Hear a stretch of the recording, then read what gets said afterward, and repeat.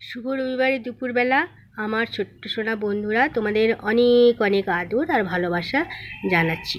প্রচণ্ড রোদ, কি গরম, সত্যি তোমরাও খুব কষ্ট পাচ্ছ।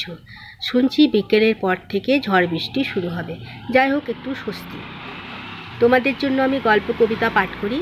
আজও আমি একটি তোমাদের জন্য ছড়া পাঠ করছি, তোমাদের নিশ্চয়ই ভালো লাগবে। তোমাদের বন্ধুদের আজ যাদের জন্মদিন, তাদের শুভেচ্ছা জানাই, ভালোবাসা জানাই। তোমরা সকলেই ভালো থাকো, ঈশ্বরের নিকট তোমরা ভালো থাকো, সুস্থ থাকো, এই কামনা করি। এসো তাহলে আমরা কবিতা পাঠ শুরু করি। ফুল ছিল সে, ব্যস্ত ছিল, করল বেয়াদপি, নিজের দোষে ফুলই শেষে হলো তো ফুলকপি।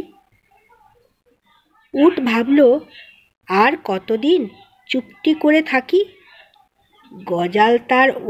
গজালো তার অমনি ডানা, হলো সে উট পাখি।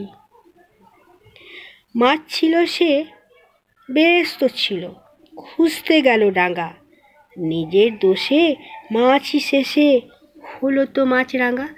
কেমন লাগলো বন্ধুরা? অনেক অনেক ধন্যবাদ। তোমরা ছড়াটি পাঠ করবে, সকলে মিলে খুব মজা করে পাঠ করবে। সকলে ভালো থাকো, সুস্থ থাকো, নিরোগ থাকো, আর কিন্তু অনেক অনেক লেখাপড়া শিখবে। লেখাপড়া শিখে দেশের দশের কাজ করবে, আর লেখাপড়া শিখলেই কিন্তু বড় হওয়া যায়।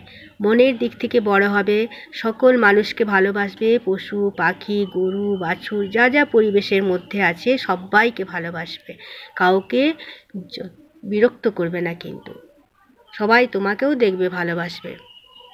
এই গরমের দিনে জল রাখবে, পাখিরা এসে জল খাবে।